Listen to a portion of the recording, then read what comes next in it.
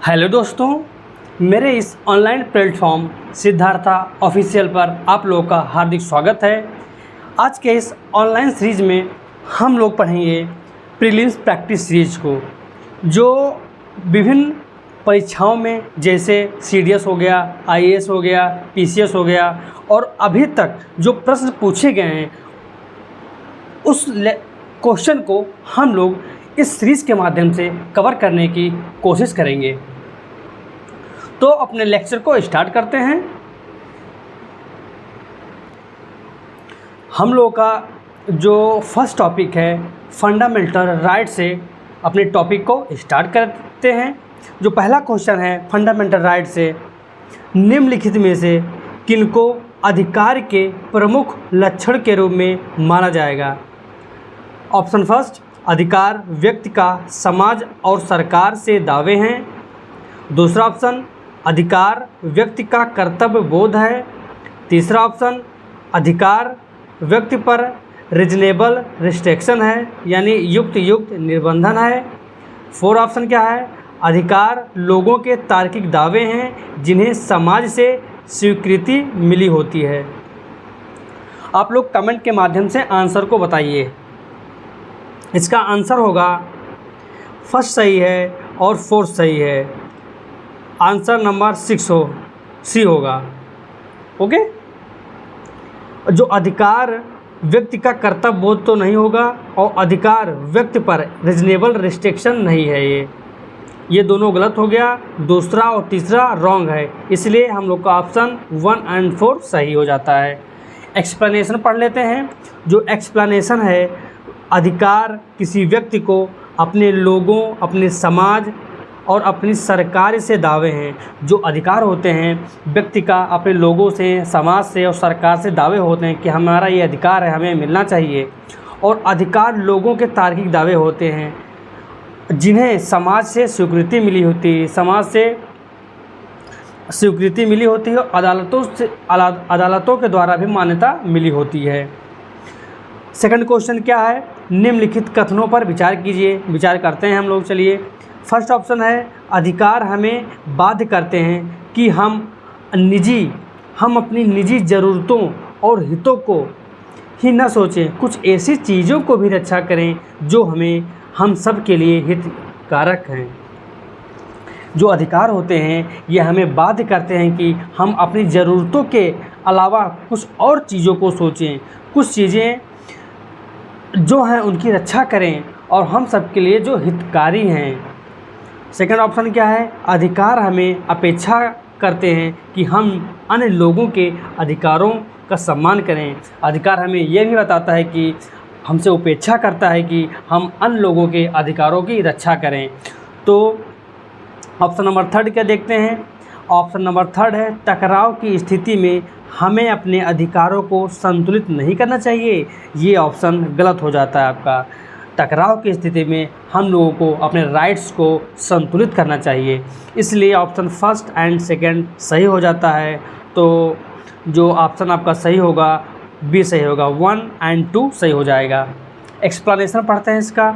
अधिकार हमें सिखाते हैं कि किस प्रकार पारिस्थितिकीय संतुलन, इकोलॉजिकल बैलेंस कायम रखने के लिए पीढ़ियों को भी सुरक्षित और स्वच्छ दुनिया दी जा सकती है। इसका मीन्स यह हुआ, जिस प्रकार हम लोग इकोलॉजिकल बैलेंस को संतुलन रखने का प्रयास करते हैं, अपने भावी पीढ़ियों के लिए सुरक्षित रखते हैं कि उनके स्वच्छ दुनिया उनको मिल सके, उनको दी जा सके, वो अपने स्वच्छ वातावरण में हवा ले सकें, स्वच्छ वातावरण में जी सकें, जिससे कि उनके जीवन बेहतर हो सके। ओजोन परत की हिफाजत करना, वायु और जल प्रदूषण को कम करना, वृक्षों की कटाई रोककर हरियाली बरकरार रखना आदि कुछ हो सकते हैं। ये हमें बताता है अधिकार। तो इसलिए आपका फर्स्ट ऑप्शन सही हो जाता है। नेक्स्ट एक्सप्लेनेशन क्या है? अगर मुझे अपने विचारों को अभिव्यक्ति करने का अधिकार मिलना चाहिए तो मुझे दूसरों को भी यह अधिकार देना होगा कि अगर मैं अपनी पसंद के कपड़े पहनने में, संगीत सुनने में दूसरों में हस्तक्षेप नहीं करता हूँ तो मुझे भी दूसरों की पसंद में दखल अंदाजी नहीं करना चाहिए। उनके उनके दखलंदाजी में, उनके इंटरनल मैटर में हम लोग को हस्तक्षेप नहीं करना चाहिए। थर्ड ऑप्शन क्यों गलत हुआ देखते हैं। जो थर्ड ऑप्शन है, टकराव की स्थिति में होता है कि हमें अपने अधिकारों को संतुलित करना होता है और अभिव्यक्ति की आज़ादी का अधिकार मुझे तस्वीर लेने के लिए अनुमति देता है, लेकिन अगर मैं घर में नहाते हुए किसी व्यक्ति की उसकी इजाज़त के बिना तस्वीर ले लूं और इंटरनेट पर डाल दिया जाए तो उसकी गोपनीयता के अधिकार का उल्लंघन होगा। अतः टकराव की स्थिति में अपने अधिकारों को संतुलित करना होता है। इसीलिए ऑप्शन नंबर थर्ड रॉन्ग हो जाता है। नेक्स्ट क्वेश्चन क्या है? जो नेक्स्ट क्वेश्चन है इसमें पूछा गया है कि निम्नलिखित युग्मों पर जो जोड़े दिए हुए हैं उस पर विचार करना है। एक कथन दिया हुआ है और उससे संबंधित व्यक्ति दिए हुए हैं। तो फर्स्ट कथन है आपका, निष्पक्ष और न्याय संगत नियम तक पहुंचने का एकमात्र रास्ता यही है कि हम खुद को ऐसी परिस्थिति में होने की कल्पना करें जहां हमें निर्णय लेना है कि समाज को कैसे संगठित किया जाए। ये कथन है और इससे संबंधित जो व्यक्ति इसे सामने दिया हुआ है जॉन रॉल्स का कथन है। पता नहीं कथन का है कि नहीं, अभी देखते हैं हम लोग। सेकंड ऑप्शन क्या है? न्यायपूर्ण समाज हुआ है जिसमें परस्पर सम्मान की बढ़ती हुई भावना और अपमान की घटती हुई भावना को मिलकर एक करुणा से भरे समाज का निर्माण करें। ये कथन किसका है? जे.एस. मिल का है? पता नहीं, देखते हैं इनका कथन है कि नहीं है। थर्ड ऑप्शन क्या है? न्याय में ऐसे कुछ अंतर्निहित हैं जिसे करना न सिर्फ सही है और न करना सिर्फ गलत है, बल्कि जिस पर बतौर अपने नैतिक अधिकार कोई व्यक्ति विशेष हमसे दावा जता सकता है। ये कथन डॉक्टर बी.आर. अम्बेडकर जी का है। पता नहीं, चेक करते हैं। ऑप्शन क्या दिया हुआ है? कौन से युग सही सुमिलित हैं? कथन ये केवल 1 और 2, बी केवल 1, सी केवल 2 और 3, डी 1, 2 एंड 3। तो ऑप्शन इसमें सही हो जाएगा, कथन केवल 1 सही है, कथन 2 गलत है एंड कथन 3 भी गलत है। ऑप्शन फर्स्ट जॉन रॉल्स का कथन है, ये इससे संबंधित व्यक्ति हैं, इसलिए ये सही हो जाता है। तो ऑप्शन बी सही हो जाता है। चलिए एक्सप्लेनेशन पढ़ते हैं। एक्सप्लेनेशन है आखिर ऑप्शन नंबर 1 क्यों सही है। सुप्रसिद्ध राजनीतिक दार्शनिक जॉन रॉल्स द्वारा प्रस्तुत यह कथन न्यायोचित वितरण के सिद्धांत पर दिया गया है, जस्टिसेबल डिस्ट्रीब्यूशन के सिद्धांत पर दिया गया है।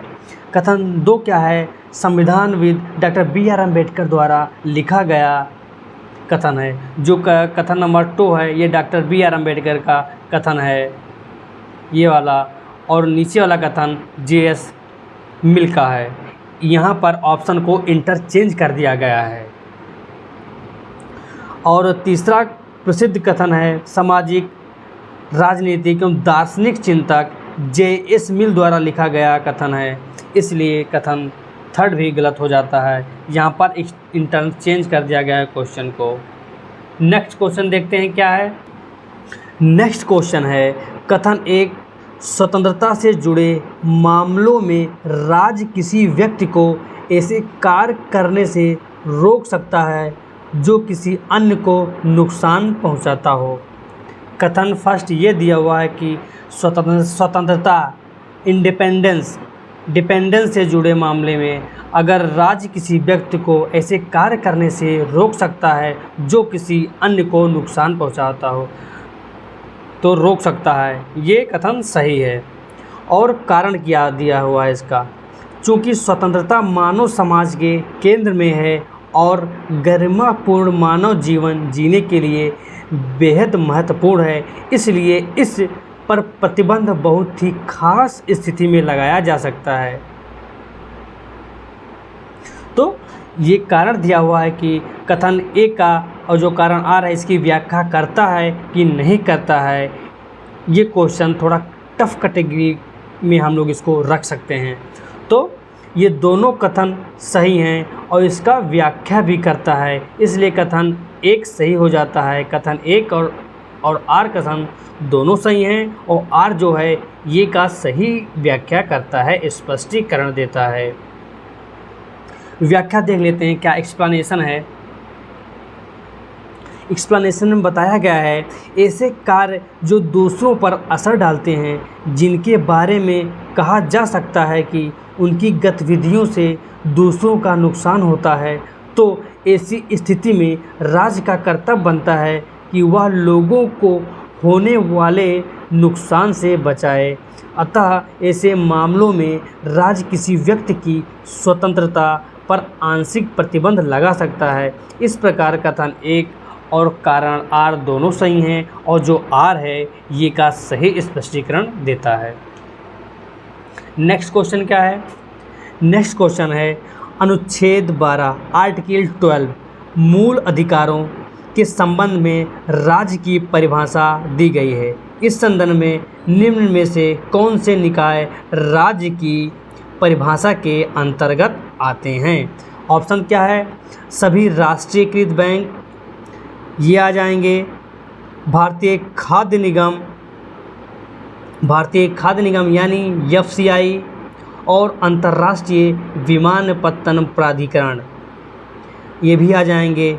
आर्टिकल 12 के अंतर्गत जो स्टेट का डिफिनीशन दिया हुआ है उसके अंतर्गत जो राज्य के अंतर्गत जितने निकाय हैं जो कार्य करते हैं वो आर्टिकल 12 यानी फंडामेंटल राइट्स के अंतर्गत आ जाएंगे। तो इसलिए ऑप्शन डी सही हो जाता है। अनुच्छेद 12 के अनुसार राज्य यानी स्टेट शब्द के अंतर्गत निकाय शामिल हैं। कौन कौन से निकाय शामिल हैं। भारत सरकार व संसद, सभी राज्य की सरकारें व विधानमंडल और सभी स्थानीय प्राधिकार जो सबॉर्डिनेट होते हैं, लोकल सबॉर्डिनेट होते हैं, वो भी राज्य के आर्टिकल 12 के अंतर्गत शामिल किए जाएंगे। और अदर अथॉरिटीज़ ये भी अन्य प्राधिकारी इसी के अंदर आर्टिकल 12 के अंदर शामिल किए जाएंगे। सर्वोच्च न्यायालय ने विभिन्न मामलों में अन्य प्राधिकारी शब्द का पर्याप्त विस्तार किया है। सर्वोच्च न्यायालय ने भी कुछ अपने निर्णय में विभिन्न मामलों में अदर जो अथॉरिटीज़ हैं जो शब्दावली का पर्याप्त विस्तार किया है। नेक्स्ट क्वेश्चन क्या है। नेक्स्ट क्वेश्चन है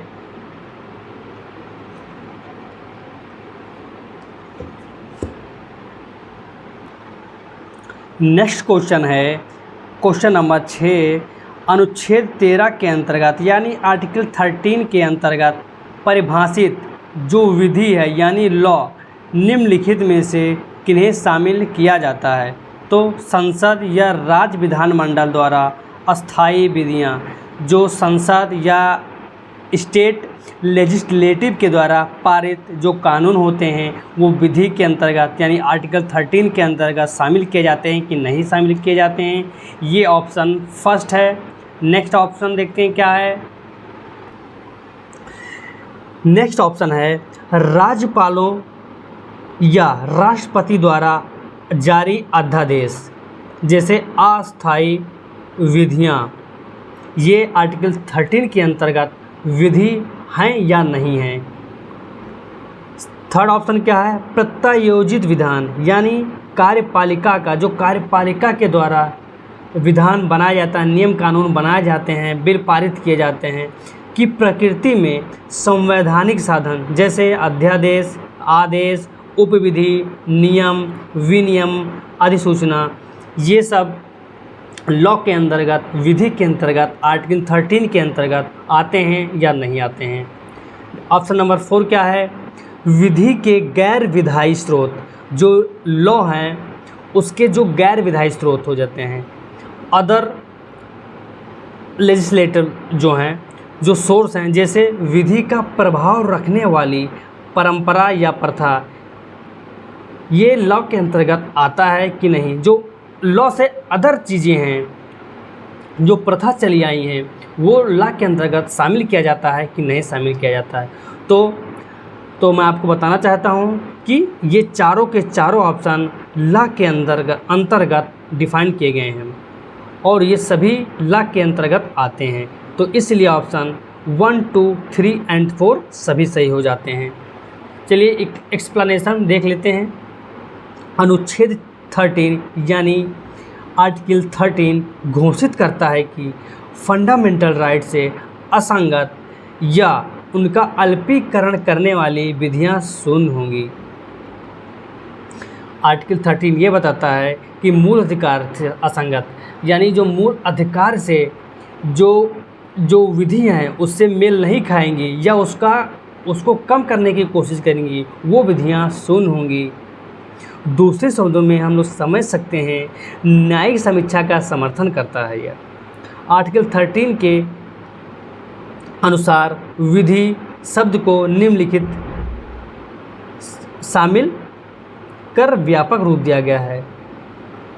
आर्टिकल 13 को विधि जो शब्द है उसको निम्नलिखित उसको व्यापक बनाया गया है। जैसे अस्थायी विधियां संसद या राज्य विधानमंडल द्वारा पारित कोई विधि है वो भी लॉ के अंतर्गत आएगा। विधि के अंदर अस्थायी विधियां जिसे राज्यपाल या राष्ट्रपति द्वारा जारी अध्यादेश भी आर्टिकल 13 के अंतर्गत आएगा। प्रत्यायोजित विधान यानी कार्यपालिका के द्वारा कोई विधान नियम बनाया गया है कि प्रकृति में संवैधानिक साधन जैसे अध्यादेश, आदेश, उपविधि, नियम, विनियम या अधिसूचना ये भी विधि के अंतर्गत आएगा। विधि के गैर विधायी स्रोत यानी वो विधि नहीं है, जैसे ट्रेडिशनल परंपरा जो चली आई हुई है, प्रथा जो हैं वो विधि का बल रखने वाली रूढ़ी प्रथा ये भी आर्टिकल 13 के अंतर्गत शामिल किया जाएगा। इस प्रकार न केवल विधान बल्कि उपरोक्त में से किसी को भी न्यायालय में मूल अधिकार के हनन पर चुनौती दी जा सकती है। अगर फंडामेंटल राइट्स का हनन होता है तो डायरेक्ट आप लोग न्यायालय में मूल अधिकार के हनन पर चुनौती दे सकते हैं और अवैध घोषित करवा सकते हैं। सातवां क्या है क्वेश्चन, मूल अधिकारों के संदर्भ में निम्नलिखित में से कथनों पर विचार कीजिए। मूल अधिकार राज्य की सीमा निर्धारित करते हैं और अतः केवल राज्य के विरुद्ध उपलब्ध हैं। ये ऑप्शन आपका गलत हो जाता है। जो फंडामेंटल राइट्स होते हैं वो केवल राज्य के विरुद्ध उपलब्ध नहीं हैं और उस निजी व्यक्तियों के विरुद्ध भी उपलब्ध होते हैं। और अनुच्छेद 13 क्या है? अनुच्छेद 13 सर्वोच्च न्यायालय और उच्च न्यायालयों को यह अधिकार प्रदान करता है कि वे किसी भी मूल अधिकार के उल्लंघन के आधार पर किसी विधि को गैर संवैधानिक या अवैध घोषित कर सकती हैं। ये आपका बिल्कुल सही है, तो ऑप्शन 2 से हो जाएगा। कुछ मामलों में छोड़कर ज़्यादातर मूल अधिकार राज्य के मनमाने रवैये के खिलाफ हैं, यानी राज्य मनमाने तरीके से फंडामेंटल राइट्स को हनन नहीं कर सकता है। लेकिन कुछ अधिकार व्यक्तिगत गतिविधियों के विरुद्ध भी उपलब्ध हैं, जैसे आर्टिकल 17 यानी अनटचेबिलिटी एक्ट जो अस्पृश्यता का अंत उन्मूलन है। इसलिए ये ऑप्शन फर्स्ट गलत हो जाता है। अनुच्छेद 13 घोषित करता है कि मूल अधिकारों से असंगत या उनका अल्पीकरण करने वाली विधियां अमान होंगी। आर्टिकल 13 यह घोषित करता है कि फंडामेंटल राइट से असंगत यानी उनका फंडामेंटल राइट्स को ख़त्म करने वाली विधियां शून्य होंगी, वो विधियां अमान होंगी। और क्या है, ये न्यायिक समीक्षा किए हुए यानी सुप्रीम कोर्ट के द्वारा जस्टिएबल हैं, न्याय योग्य हैं और स्पष्ट रूप से न्यायिक समीक्षा को मुहैया कराते हैं। सुप्रीम कोर्ट इस पर जुडिशल रिव्यू कर सकता है। सर्वोच्च न्यायालय और उच्च न्यायालय इस शक्ति के माध्यम से किसी विधि को मूल अधिकारों का उल्लंघन होने के आधार पर यानी गैर संवैधानिक या अवैध घोषित कर सकते हैं। सर्वोच्च न्यायालय को जा सकती है और उस न्यायालय को कि अगर किसी व्यक्ति का मूल अधिकार का उल्लंघन होता है और वो गैर संवैधानिक है तो उसे अवैध घोषित कर सकते हैं।